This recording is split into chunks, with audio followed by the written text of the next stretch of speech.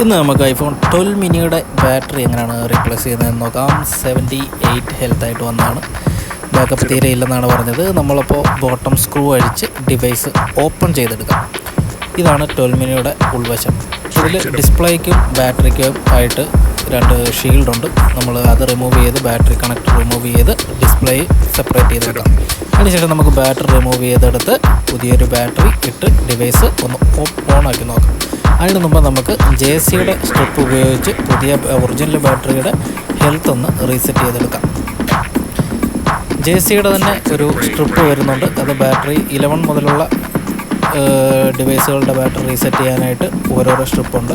നമ്മളപ്പോൾ പുതിയ ബാറ്ററി ഇട്ട് ഓൺ ആക്കുമ്പോൾ നമുക്ക് ഇങ്ങനൊരു മെസ്സേജ് വരും, അൺനോൺ പാർട്ട് എന്നുള്ളത്. നമുക്കപ്പോൾ അതിന് ശേഷം നമ്മൾ റീസെറ്റ് ചെയ്ത ബാറ്ററി ഇട്ട് ഡിവൈസ് ചെക്ക് ചെയ്ത് നോക്കും.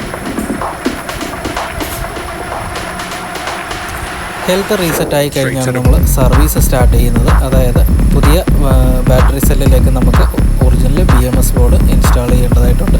അങ്ങനെ ചെയ്താൽ മാത്രമേ നമുക്ക് ഹെൽത്ത് കാണിക്കുകയുള്ളൂ. അതുപോലെ തന്നെ അൺനോൺ പാർട്ട് എന്നുള്ള മെസ്സേജ് റിമൂവ് ആവുകയുള്ളൂ.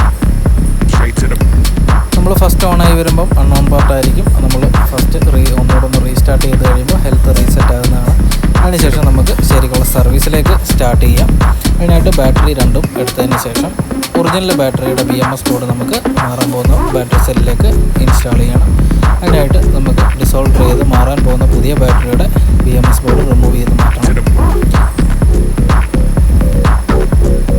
ആ ബാറ്ററിയുടെ BMS ബോർഡ് മാറ്റിയതിന് ശേഷം നമ്മൾ ഒറിജിനൽ ബാറ്ററിയുടെ സ്ട്രിപ്പ് സേഫായിട്ട് കട്ട് ചെയ്തെടുത്തതിന് ശേഷം പുതിയ ബാറ്ററിയിലേക്ക് സോൾഡർ ചെയ്ത് വെക്കാം. അതിനുശേഷം നല്ലപോലെ കോട്ടിങ് ചെയ്താണ് നമുക്ക് ക്ലോസ് ചെയ്യാനായിട്ട്.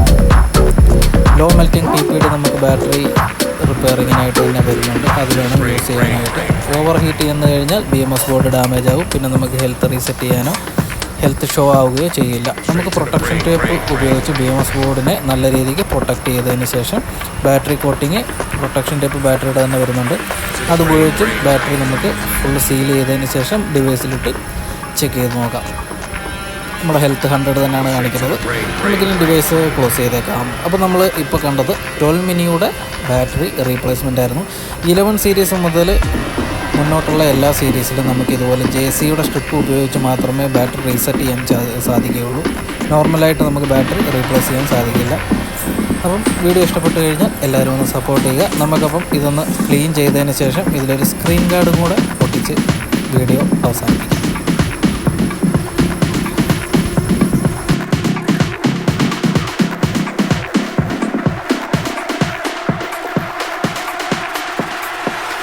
Straight to the